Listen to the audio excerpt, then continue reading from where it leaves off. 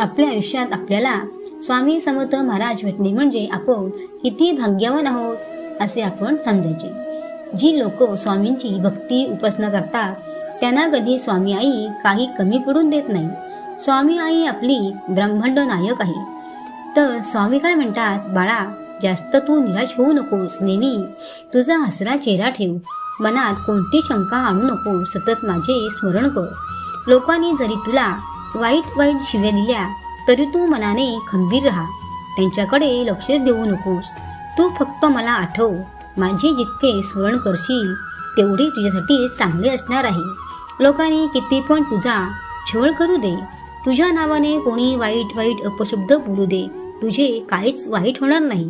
बाळा त्यांचे पाप अधिकच वाढत आहे आणि तुझे पुण्य आणखीन वाढते. त्यांचे कर्म त्यांना इथेच भोगावे लागणार आहेत. बाळा तू अजिबात त्यांच्याकडे लक्ष देऊ नकोस, मी आहे ना, मला लगेच आठव आणि बोल, माझी स्वामी आई आहे ना, मी कशाला घाबरू.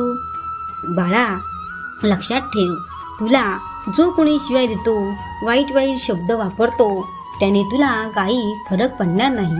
कारण बाळा माझा आधार आहे तुला शेवटपर्यंत, म्हणून घाबरू नकोस. बाळा तुला किती पण लोकांनी वाईट शब्द बोलू दे, तू काळजी करू नकोस, माझा आशीर्वाद आहे तुला शेवटपर्यंत.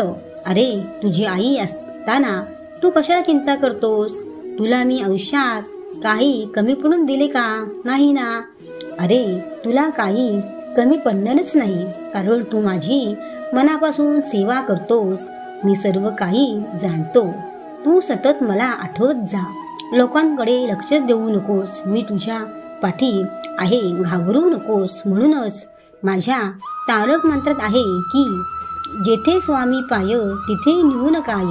बाळा हा माझा तारक मंत्र तू सकाळ संध्याकाळ म्हटलास ना तरी चालेल, पण तू इतके लक्षात ठेव की फक्त माझ्यावर विश्वास ठेव, श्रद्धा ठेव, मला तू कधी सोडू नकोस. मी पुढे एकदा धरलेला हात कधीच सोडत नसतो, मी सदैव तुझ्या पाठीशी असेन.